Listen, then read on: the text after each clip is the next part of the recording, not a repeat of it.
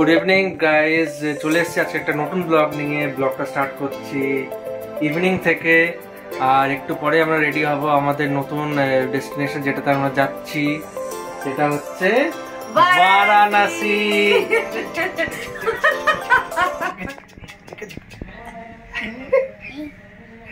একটু পরে আমরা রেডি হয়ে যাব, ঝিঙ্কোকে খাইয়ে দেবো। ট্রেন আমাদের আছে 11:30 থেকে, দুর্গাপুর থেকেই আছে ট্রেন। আর পুরো ব্লগটাই হবে খুব স্পেশাল। আমরা যে আইটিনারি বানিয়েছি সব আইটিনারি তোমাদের সাথে শেয়ার করব। অফিসের ব্যাক টু ব্যাক কল, মানে রবিবারেও মনে আছে তোমার, এই যখন পুরী যাচ্ছিলাম গত বছর, তখনও যেদিন আমরা আসতে যাচ্ছিলাম সেই দিনও সেই সেম সিচুয়েশন।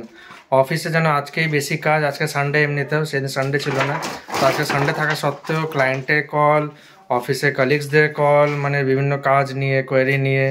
তো এখন সব কিছু সেরে টেরে উঠলাম। এখন এবারে জুতোগুলো গোছাবো, আর টুকটাক যেগুলো বাকি আছে, যেগুলো এখনো ঢোকানো হয়নি, একদম নমিনাল আছে। কি যে ওই কুন্ডারগুলো বলছে, তখন বলছে তুমি চুরি করেছো, বলছে না আমি চুরি করিনি, আমাকে একটা ছোট ছেলে এসে দিয়ে গেল কালকে, তার বিনিময়ে 1 গ্লাস দুধ চাইলো। তখন পুরোহিত এসছে, ওরা তো মানছে না।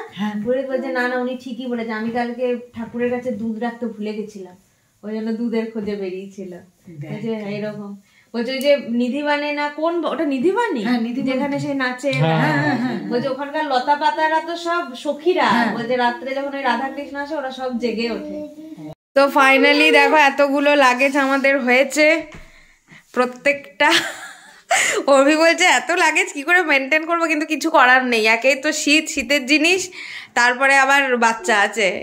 কৃষকে আজকে সিম্পল ডাল ভাত আলু সেদ্ধ খাইয়ে নিয়ে যাব, ঘি ফি কিচ্ছু দেবো না, কেন কি রাত্রের জার্নি, রাত্রে কখন ঘুমোবে না ঘুমোবে, ডাইজেশন প্রবলেম হবে কি না হবে, সেই জন্য একদম সিম্পল লাইট আমরাও খেয়ে যাব, ওকেও খাইয়ে যাব। তারপরে রাত আমাদের 11:30টায় ট্রেন, ভীষণ এক্সাইটেড, 10টার মধ্যে গাড়ি চলে আসবে। এখানে জিঙ্কো খাচ্ছে খাবার, ডাল ভাত আর আলু সেদ্ধ, আর আমি মা আর বাবা খেয়ে নিয়েছি।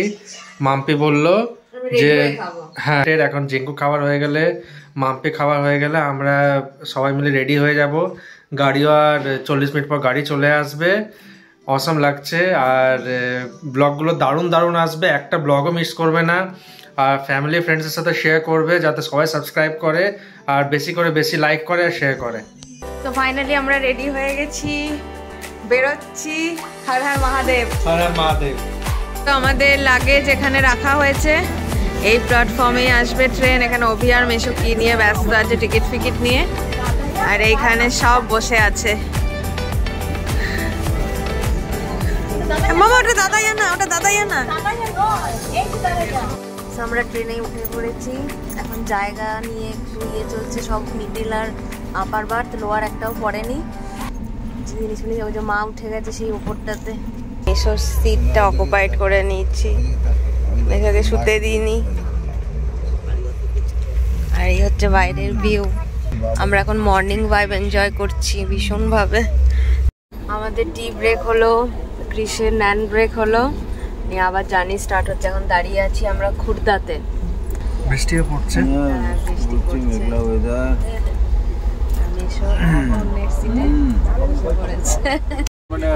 আমরা অযোধ্যা যাওয়ারও প্ল্যান করছি, অযোধ্যাও যেতে পারি, দারুণ এক্সাইটেড লাগছে। ঘুরতে যাওয়ার একটা আলাদা আনন্দ, বছরে 1-2 বার প্রত্যেককে এইভাবে বেরিয়ে যাওয়া উচিত, বেরিয়ে ঘোরা উচিত। প্রত্যেকটা শহর আলাদা আলাদা সৌন্দর্য, আর বেনারস তো একদম পুরনো শহর, মানে অনেক পুরনো শহর, ওখানকার আর্কিটেকচার মানে একটা আলাদা আকর্ষণ। যত বাজে কথা দাদাই আর কৃষু মিলে করছে। ক্রিকেট না ফুটবল?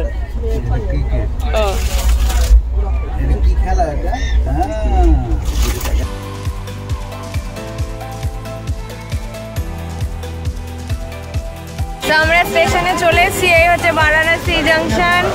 2টো টোটো করেছি, একটাতে আমরা এখানে আর ছেলেরা ওইদিকে।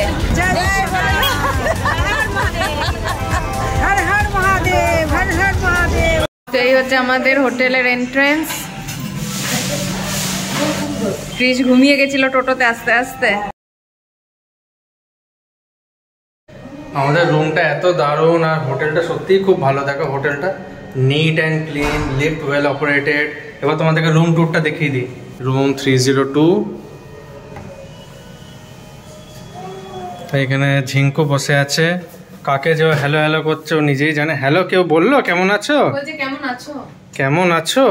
দেখো এটা হচ্ছে ডাবল বেড, ভালো পরিষ্কার কার্টেনটা বলো না। আর দেখো ফলস সিলিংটা কি সুন্দর, ফলস সিলিং।